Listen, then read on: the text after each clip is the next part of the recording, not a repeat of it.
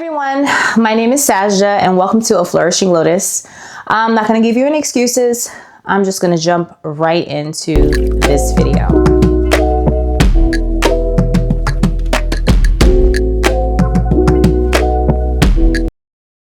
The first thing I want to talk about is the marathon I completed.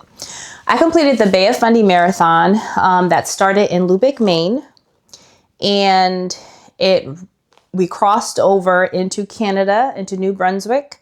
The majority of the race was in Canada, and it was beautiful.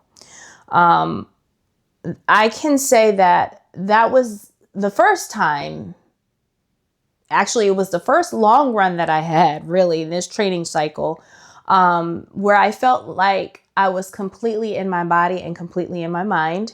The weather was perfect. I think it started out at 65 degrees. And again, this is in Lubec, Maine. The race was June 22nd, but it was perfect. It did rain for part of the race. But you know, when you're in it and with the sweat, you just complete it and it's not even a thing. And I'm just so grateful. So I completed race 18 or marathon 18 in state number 6. All right, I am here at Bay of Fundy Marathon at the start. Let's get it to Canada.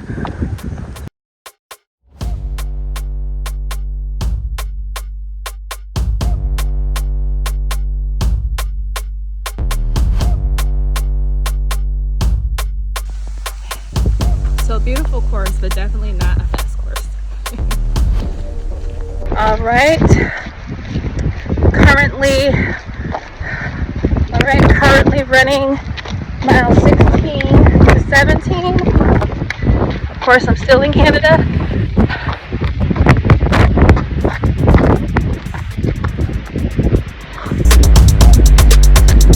Such a beautiful course. All right, 5K more to go. 3.2 miles.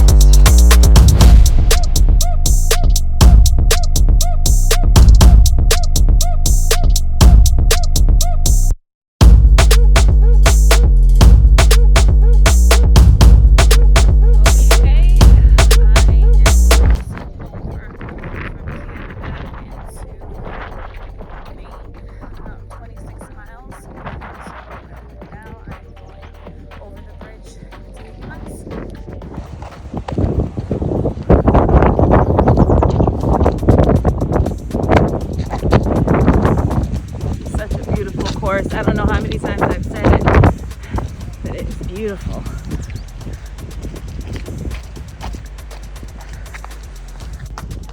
Okay, the finish line is there. Marathon 17.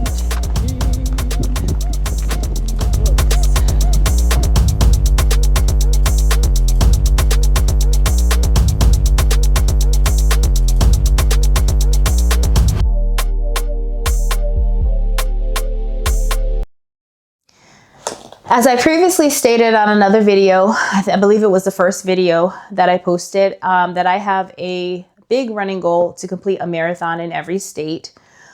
So again, that was race number 6.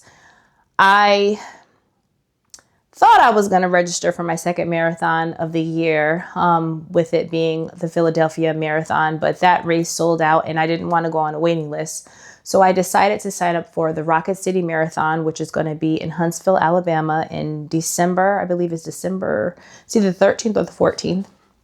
So that will be my next marathon if everything goes as planned. Also, I plan to run a few races next year. Initially, I thought I wanted to do 50 by 50. I'm 43 years old. I'll be 44 this year. So that means about 7 marathons a year until I turn 50. And then when I made that decision, or I was coming up on that decision, I was high. I was feeling really good.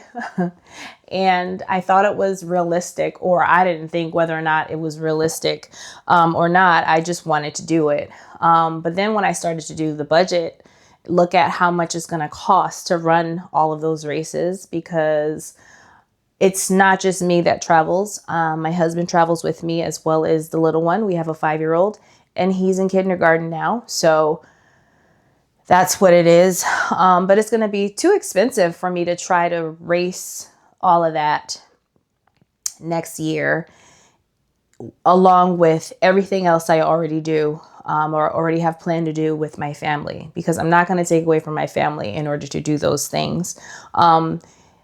Other than financial, it's also a lot of time, that's taken out as well. Marathoning is a huge time commitment. So I knocked it down to 4, possibly 5, because there's one that is in Maryland that I haven't completed, the state of Maryland. Though I live here in Virginia, I've completed the Marine Corps Marathon. And when I looked that up, it is a Virginia race. So I still need to do a Maryland marathon. So I may do that one, I may not. But as of right now, it will be 4 marathons next year. Definitely the Philadelphia Marathon. I was thinking Miami, but Miami, when I went to their site, it was I don't know, it looked like I had to sign up for this package. So that's not going to happen. It's going to be another race. It's either going to be the end of January or early February. I can't remember. I have it written down, and I will talk about that on another video. But yes, I am back on track with my marathons, or running a marathon in all 50 states. And you know what? As I age, although that's what I want to do, I feel like it may even be more realistic for me to say a marathon or a half marathon in every state. But I don't want to give myself an easy out. I know I'm not the only person who thinks that way. So again, my goal is a marathon in every state. Oh, not to say that running a half marathon is easy. That's not what I'm saying at all. It's just that my goal was to run a marathon in every state. So I'm going to do my best to run a marathon in every state. So a few things that I have been thinking about. I have been thinking about touching joy. I was thinking about the importance of touching joy, and how touching joy will help us, or allows us to get out of our suffering. Because when we are suffering, we all suffer at one point or another. Sometimes we can't see the joy, or we can't remember the times that we had experienced joy. So it's important to touch as much joy as possible, because the suffering is going to come regardless. The suffering can come in by way of financial issues. It can come by way of loss of health. It can come by way of someone disappointing you, relationships, whatever it is. But we are still in control of doing the things that make us happy, doing the things that bring us joy. And so I have been really thinking about that a lot lately. So currently, I've always been a big reader. I'm not a super fast reader, but I love books. I love reading. But currently, I have been reading more fiction. I have gotten rid of a couple of my subscriptions, like my channel subscriptions, like not Prime, but whatever specialty channels on there. I haven't gotten rid of Hulu, because I do watch, currently watching Handmaid's Tale, and I haven't gotten rid of Netflix, though sometimes I feel like I do want to get rid of Netflix. And I have decided to just read more ebooks, because ebooks are more accessible and less expensive. And I'm finally at a place where I'm actually reading faster, or I'm reading as much as I did when 2020, during the pandemic, after I had the baby and I was nursing and pumping every 2 hours, 2.5 hours I was pumping. So I was reading a lot. So although I'm not reading as much as I was then, I am reading more now than I have since then. So I'm grateful for that. And it's really given me a type of peace and joy. I have been reading Kennedy Ryan books. I'm currently reading Real. Oh my gosh, it's so good. I'm also reading, not fiction, but I'm also reading, it says the autobiographies of Dr. Maya Angelou, but I don't think they're autobiography. I think if it's more of memoirs. They're stories that were written in different parts of her life. So I got this thick book, and it has like 5 or 6 different memoirs in it. And of course, including I Know Why the Caged Birds Sing. And that book is actually the one that prompted me to want to read more of her books, because I really enjoy her writing, as well as, of course, my girl, Toni Morrison. Speaking of which, Toni Morrison and Dr. Maya Angelou, when I read their stories, especially like the memoirs, it inspires me to continue to work on the memoir that I have been wanting to write for some years now. I have many essays that I have written, or journal entries, whatever way you want to look at it. And so I have a goal to complete and publish a book. It's going to be a memoir. I think my first one is going to be a memoir on my spiritual path. And then I have some ideas about some other stories as well, but I will share more about that, of course, in the future when I am closer to it, or closer to completion of it. It's not about making money. It's just about doing the things that I want to do, again, touching joy.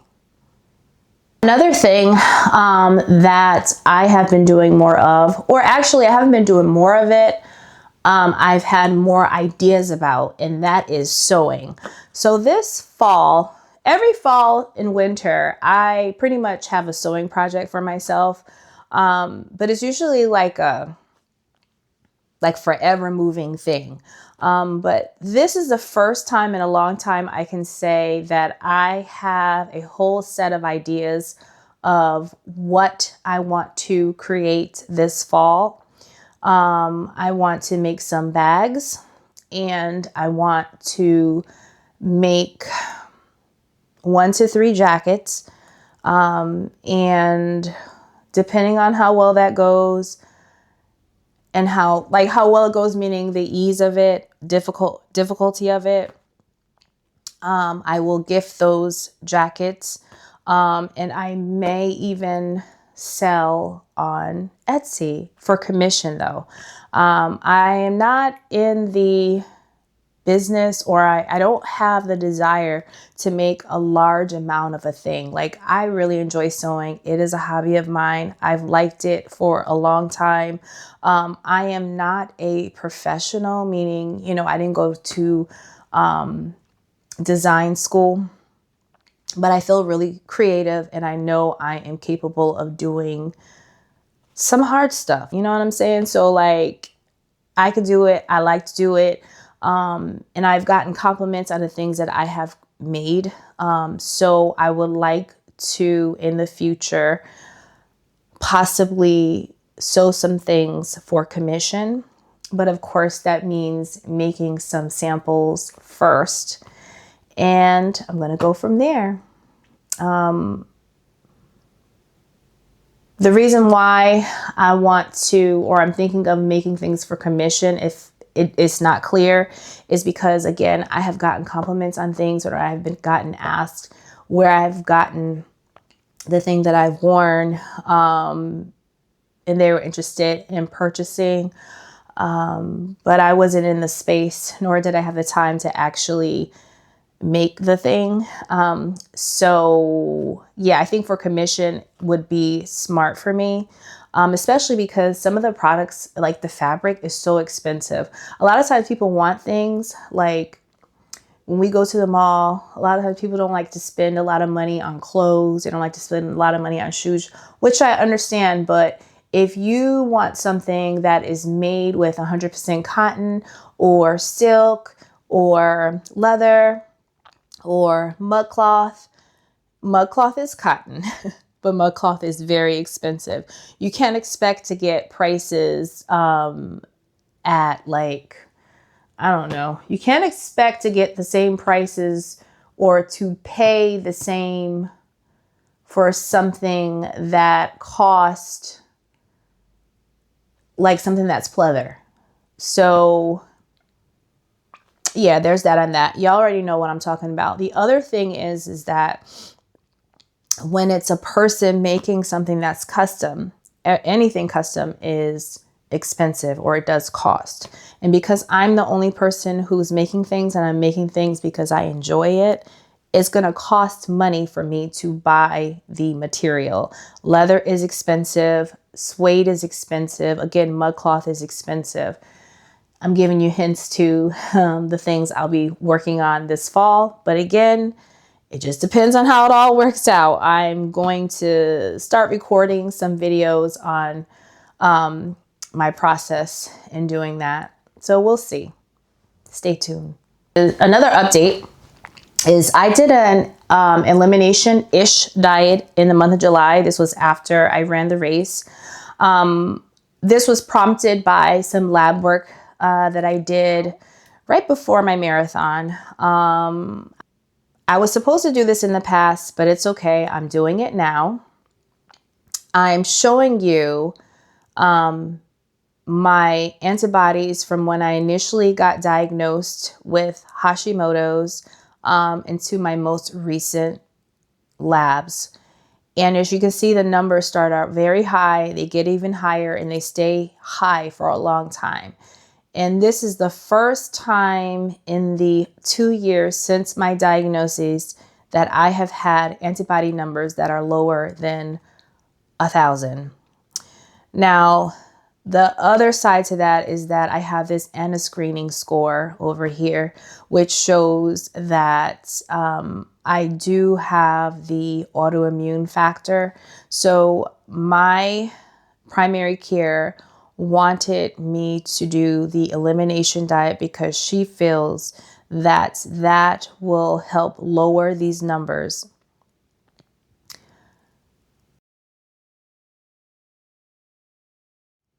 I told her I don't want to do an elimination diet. I've done it. I've tried it before in the past and I just failed. So I did the best I could do in the month of July, and I didn't start incorporating things back into my diet the proper way. But there are some things that I did learn that I do have a sensitivity to. And because of that, I have decided to keep those things out of my diet or minimize them. For example, tomatoes. I have a sensitivity to tomatoes. I never knew I did. I know I do now. There are some other foods that are not even, like, they're okay on the elimination diet, but I have a sensitivity to, and that's watermelon and mango. So those are some things that I have to eat in some really low moderation. So although because I have gotten rid of so many things in the elimination diet, actually I should say I haven't even gotten rid of so many things. I still eat nuts. I eat black pepper. I eat all peppers. I just don't eat grains. I really minimize eating grains. So every now and then I will eat rice. When I say every now and then, I mean really every now and then. And it's only if I don't have rice cauliflower.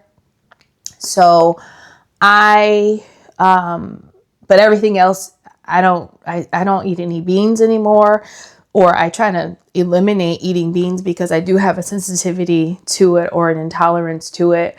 But again, I am eating the nuts. Where was I going with this? Oh, that's what it was. So, of course, along with the gluten, the dairy, and the added sugars, I have to eliminate those other things. So I've decided to incorporate another meat into my diet. So I have been eating bison. I know I haven't had beef since 2010, and I will go on and off with it when I was a teenager. So like that's one of those things I've heard for years, how unhealthy it is for our bodies because, you know, it's so high in fat. But with the research that I did find that bison is a great alternative, and I should be okay if I minimize or just only eat it like once a week. And let me tell you something, it's so good. Elimination diet is that how well my body felt when I wasn't inflamed. Of course, I lost some weight. I lost some water weight. Didn't lose much weight. I think it was only a total of 7 pounds. And then in July, but I can say that because I noticed the way that I felt, that prompted me to want to revisit weight loss again. So I am currently in my 3rd week of shredding, quote unquote. I'm nowhere near shredded, but I'm in my 3rd week of eating in a deficit. And so my goal is to do 12 weeks on, and then I'll do maybe 6 weeks off, just eating at like a maintaining caloric, and then 12 weeks on again. The goal is to do that until I reach my desired weight, which I don't really want to say on camera. Not that I have a problem with sharing my weight, but it's just, I don't think it's necessary right now. Maybe I will in the future. Maybe I'll even show before and after pictures or videos. We'll see. I don't know. Last thing I want to talk about is how I reset my schedule. So with the elimination diet, I didn't drink any coffee the whole month. I drink green tea, or I drink matcha specifically. I really enjoy matcha, and this is for years. I like eating earth tasting things. Like I really like the flavor of kale. Like there are periods of time where I actually crave kale. I can't say that I crave matcha, but I do like it. And so the elimination diet meant that I couldn't drink any coffee. And let me tell you, I had a headache for like a week. Your girl doesn't get headaches like ever. So that was an wake up call for me to show me that I was definitely addicted to caffeine. And so I don't want to get back to that place again. However, I found it extremely difficult to do everything I needed to do while I was eliminating with the amount of rest that I needed, or the amount of rest that I was getting. So I was only working out 2 to 3 times a week during that month. However, I was averaging definitely 7.5 hours of sleep because I wasn't drinking any coffee. But by the end of the month, I started drinking coffee. Not a lot. I'm not at the 4-cup max, and I'm not going to go back there. But what I'm doing now is I have decided to wake up super early in the morning. Like I wake up at 3:45 in the morning.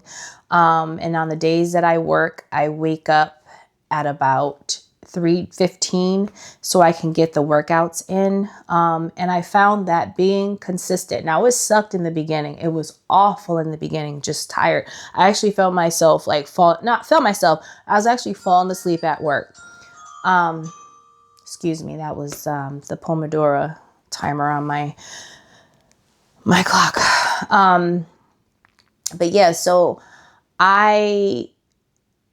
it sucked the first 2 weeks. And so now, after 2 weeks, I realized that I can't adjust my time, because when I adjust my wake up time, it really, really offsets how I feel. So instead, I decided to just stick to the 3:45 time. And then on the mornings that I work out, which is before work, I get up at like 3:15-ish, 3:20, 3:15-ish, get my little workout in, which is not perfect yet, but I'm getting there. And then go on to work. On my days that I'm off, I wake up 3:45, unless it's my first day off, and I let myself sleep. Sometimes I sleep until like 4:30 or 5 o'clock because my body needs it. And it has really, really helped me. To add to that is I'm finally at a place where it's easier for me to fall asleep and get sleepy at night because I stop my caffeine 1 o'clock in the afternoon. I don't drink anything after that. And then also I just try to hydrate and I try to eat really well throughout the day. So that's about it with my updates for now. I will show some videos of what I am prepping this week. I have some salmon downstairs. I'm about to cook some salmon, and I have some steak I'm going to cook. And yeah, because I'm only going to work for 2 days. I only work 2 days in a row, not more than that. But I do have workouts for the next 2 days. So I have to make sure that I make some really, really good meals. So let's hit it.